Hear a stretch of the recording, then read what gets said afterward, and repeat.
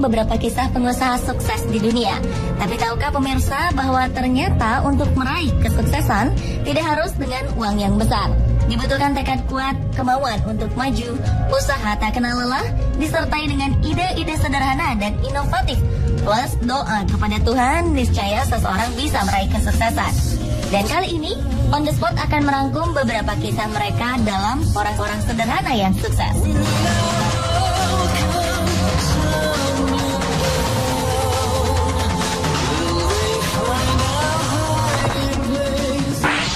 It's the most beautiful time of the year.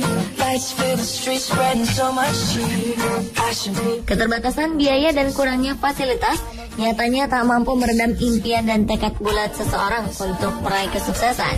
Seperti kisah Raini, gadis muda anak tukang beca. Ia berhasil wisuda dengan gelar lulusan terbaik. Segala keterbatasan Raini beserta keluarga tidak menjadi halangan baginya untuk terus mengejar impiannya menjadi seorang guru. Lulusan jurusan pendidikan akuntansi Universitas Negeri Semarang ini mendapat dukungan penuh dari keluarganya untuk terus berusaha mengejar impiannya. Sang ayah, Mugiono, rela pensiun dini dari pekerjaan sebelumnya hanya untuk mendapatkan uang pesangon demi membiayai kebutuhan perkuliahan anaknya dan memilih menjadi tukang beca. Tak hanya menjadi tukang beca, Mugiono juga menambah penghasilan untuk menafkahi keluarganya dengan bekerja sebagai seorang penjaga sekolah pada malam hari dengan bayaran 450.000 per bulannya. Melihat pengorbanan orang tuanya yang begitu besar untuk masa depannya, Raini tak menyia-nyiakan kesempatan. Ia berhasil merampungkan pendidikan S1-nya hanya dalam 7 semester dengan IPK nyaris sempurna, 3,96. The wise men follow the star, the way I follow my heart, and they led me to a hit the drink, take a look, watch the past go up and smoke. Di Sidoarjo, Jawa Timur, Iwayan Dendra sudah puluhan tahun hidup serba kekurangan. Namun semua ini tak membuatnya patah semangat. Latar belakang keluarga tidak mampu menjadikannya seorang pekerja keras.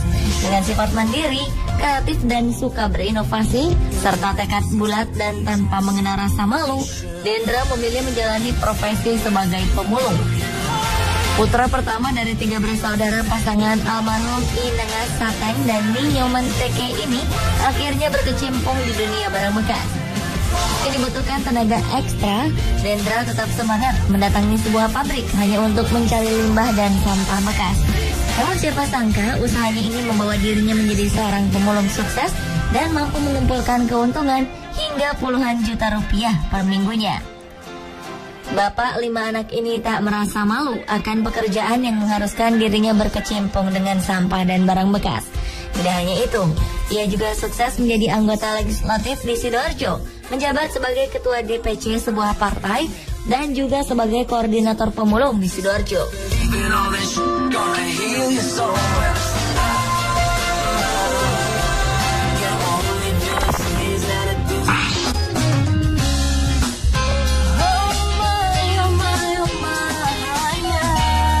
Bagi Anda pecinta Harry Potter tentu tak asing dengan sosok J.K. Rowling. Perempuan kelahiran Inggris ini hanyalah gadis biasa yang menemukan kecintaannya pada bidang menulis, khususnya cerita-cerita fantasi. Hingga pada Desember 1990, Rowling harus merelakan ibunya dipanggil oleh Yang Kuasa. Sejak saat itu ia pindah ke Porto, Portugal untuk mengajar bahasa Inggris. Hidup yang ia jalani tidaklah istimewa. Rowling hanya menghabiskan waktunya untuk menulis novel di kafe-kafe. Rowling muda bahkan sempat didiagnosis menderita depresi klinis dan sering mencoba untuk bunuh diri lantaran kisah asmaranya yang kandas. Dan dengan perpaduan bakat dan tekad, ia mampu untuk melewati semua tekanan yang ia alami. Kini berkat kesuksesan novel-novelnya, ia hidup sejahtera. Siapa sangka berawal dari kecintaannya dalam menulis, mampu membuat Rowling menjadi kaya raya. Kini hartanya mencapai 1,1 miliar dolar atau sekitar 13 triliun rupiah dan telah mampu menjual lebih dari 400 juta buku. Oh yeah,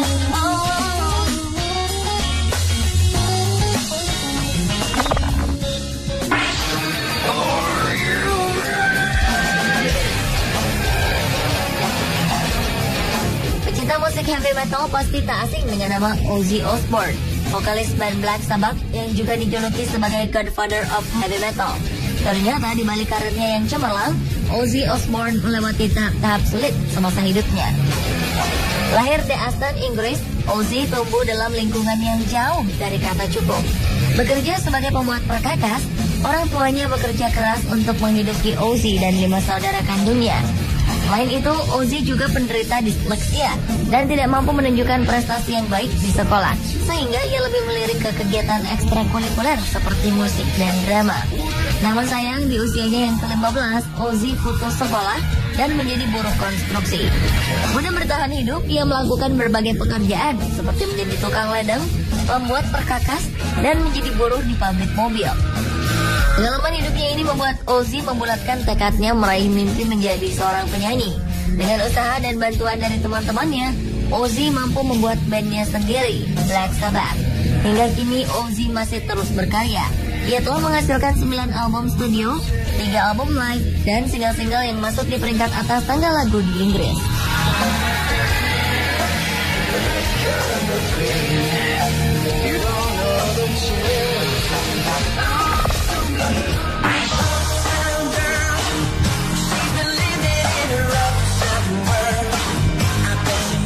Anda pernah mendengar kata tip X? Cairan putih yang mudah kering ini menjadi alat tulis wajib para pekerja yang berkecimpung dalam bidang menulis. Alat ini mempermudah pekerjaan Anda tanpa harus mengetik atau menulis ulang saat Anda melakukan kesalahan.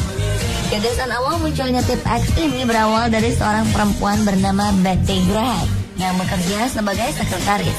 Pada 1951, Betty bertugas mengetik dokumen-dokumen penting dengan menggunakan mesin tik. Tak jarang Betty melakukan kesalahan dalam mengetik yang mengharuskannya mengulang semuanya dari awal. Hingga pada suatu hari, Betty mengusung ide brilian dengan meramu cat putih dan kuas kecil.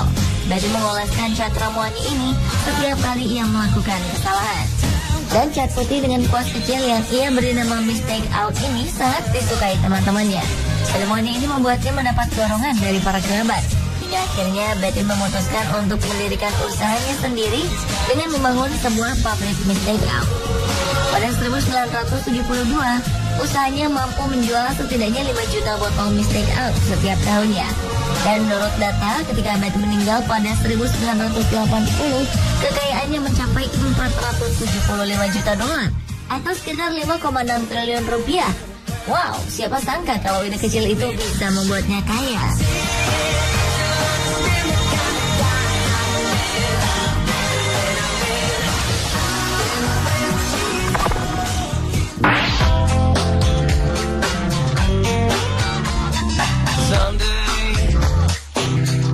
Rockefeller lahir di Richford, New York dan memiliki 5 saudara. Keluarganya hidup sangat sederhana. Ayahnya adalah seorang pedagang keliling. Rockefeller kecil sering berjualan permen, bahkan menjadi pembantu di rumah para tetangganya. Setelah lulus dari bangku sekolah, Rockefeller mendapat pekerjaan di perpustakaan dengan penghasilan hanya $50 per 3 bulan atau hanya sekitar Rp600.000 pada saat itu. Di usianya yang masih sangat muda, Rockefeller merupakan pekerja keras. Ia selalu berpikir matang-matang sebelum bertindak. Setelah beberapa kali bekerja serabutan, ia akhirnya memiliki pekerjaan tetap sebagai asisten penjaga toko. Dan dengan tekad kuat untuk maju, ia memilih untuk mendirikan usaha bersama temannya, Maurice B. Clark. Keduanya membangun usaha kilang minyak yang dikerjakan secara manual bersama-sama dengan 2 karyawannya. Dari hasil pendapatannya, Rockefeller mampu membeli perusahaan Clark Brothers dan menamainya Rockefeller and Andrews. Terus-menerus menekuni bisnis yang ia bangun dari dasar, kini Rockefeller mampu mendirikan perusahaan Standard Oil dan menjadi miliarder pertama di dunia.